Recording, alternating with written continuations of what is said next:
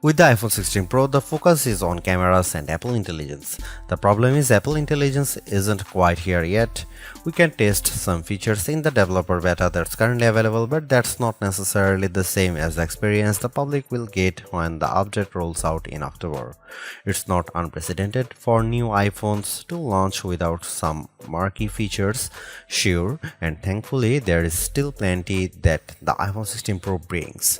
From camera control, the fusion camera, and other video related updates to slightly bigger displays and iOS 18, the iPhone 16 Pro and Pro Max are intriguing successors, even absent the wanted intelligence features that are still to come. Even if you are not a glutton for buttons, there are still some camera updates that might intrigue you. This year's flagships sport what Apple calls a 48 megapixel fusion camera, which has a faster quad pixel sensor. This enables what the company describes as zero shutter lag, which is wording it has used repeatedly over the years. In this case, it's referring to how quickly the camera will capture a shot after you press the shutter button. I will admit I was initially confused by this update in part because it requires relearning some behaviors I had adopted to mitigate the shortfalls of older cameras. Basically, the iPhone 16 Pro's cameras are now so fast that when I asked someone to throw something so I could capture it in motion to see how still the images were, my shots ended up being of the person holding the object. Our video producer and I were very confused, and it wasn't until the zero shutter lag concept was explained clearer to me that I got it.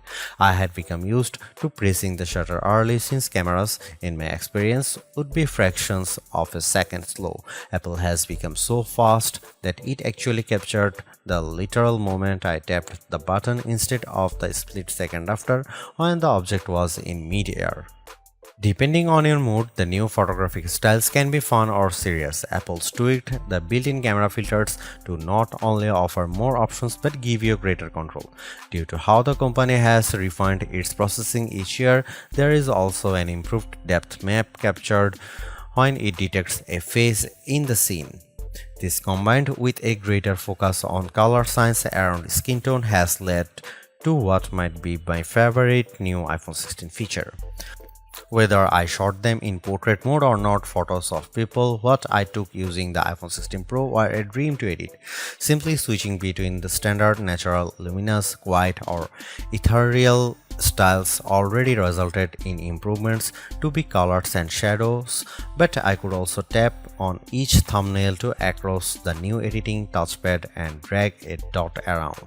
This let me more precisely tweak the hues and contrast levels, and an additional slider below let me adjust how warm the image was.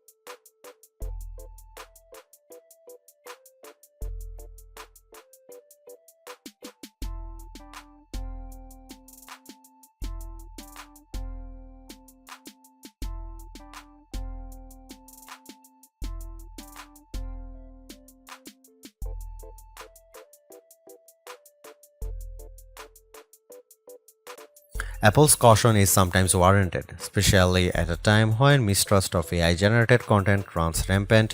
The company taking its time to get Apple Intelligence right is understandable, but its deliberation doesn't always lead to winners. While I appreciate the attempt to differentiate camera control with the touch sensor for more versatility, I am not yet convinced on its usefulness. The good news is, and I cannot stress this enough, you have the option to tune it to your liking, and that's the theme I'm seeing in recent Apple features that hint at more thoughtfulness than usual. If you don't like something or if something isn't right for your needs, you can adjust or disable it. In iOS 18, you have greater control over your home screen's app layout and can pin custom collections for easier reach. In the Photos app, the action button introduced last year could have been a spectacular fail had Apple not let you still keep it as a mute switch, but it managed to give people more functionality while maintaining the status quo for those who are just as resistant to change. Change is scary, change is hard, but without change, there is no progress. Apple's cautious approach is a tricky balancing act that's evident on the iPhone 16 Pro. Some new features like audio mix and custom routes in Maps delivers mixed results, otherwise like photography styles are hits. Then there are the basic ingredients like good battery life and durable, attractive designs that Apple cannot neglect. The iPhone 16 Pro's subpar battery life holds it back from beating the competition, which is stiffer than ever this year, especially from Google. Luckily for Apple, most people who have iPhones are going to stick with iPhones. It's just easier. For those already sucked into the ecosystem, the iPhone 16 Pro are worth the upgrade from a model that's at least 2 years old.